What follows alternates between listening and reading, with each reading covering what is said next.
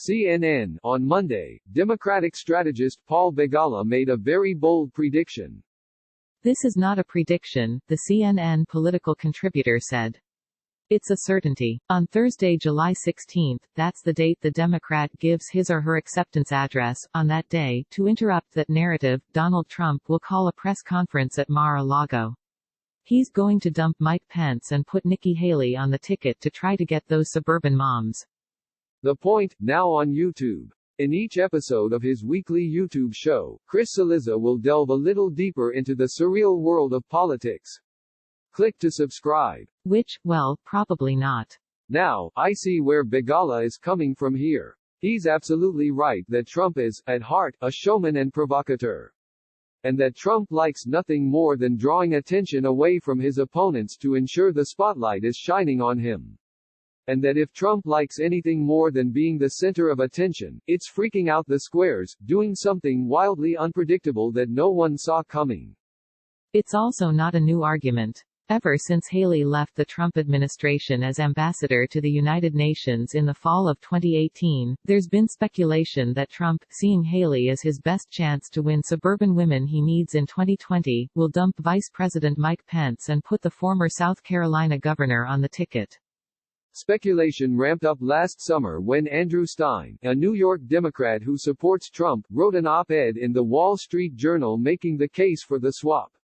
Wrote Stein, "It's too late for Mr. Trump to revamp his political personality. But with the 2016 election in the past, Nikki Haley on the ticket could tamp down the antipathy for Mr. Trump that seems to afflict so many moderate and Republican-leaning women."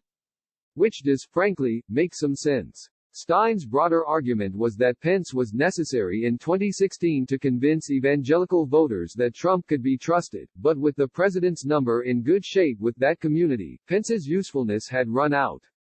And things got even more intriguing when Haley herself, seemingly out of nowhere, tweeted this in late August 2019. Enough of the false rumors. Vice President Pence has been a dear friend of mine for years. He has been a loyal and trustworthy VP to the president. He has my complete support. Which was weird because, well, no one was really talking about the Pence-Haley swap when she sent that tweet. The only person talking about Nikki Haley as VP is Nikki Haley herself, a senior administration official told the Washington Examiner at the time. Worth noting, according to A Warning, the book published by an anonymous author about the Trump White House, Trump would regularly raise the idea of dumping Pence for Haley to senior staff. By the fall of last year, Trump himself went on record to calm down the on-again, off-again speculation. Mike Pence, I know I've seen this rumor that keeps popping up, and Nikki would be great, but Mike Pence has done a phenomenal job as vice president, Trump said in an interview on Fox and Friends. He's our guy, he's my friend, and look, we have a great team. Mike Pence is a great vice president. He's our man 100%. Now, anyone who has paid even casual attention to Trump's presidency knows not to always, ever, take his public pronouncements at face value. He is someone who regularly doesn't tell the truth, viewing facts as fungible things that can be bent and twisted as he sees fit. And there is no question that if Trump believed the only path he had to victory was to jettison Pence for Haley, he would think very seriously about doing it. But even with all that said, it's still a very long shot. Like very long. Here's why: Trump cares deeply about perception. And projecting an image of utter certainty and strength. A last-minute swap out of your vice president because you think you can't win without someone new is the exact opposite of that message.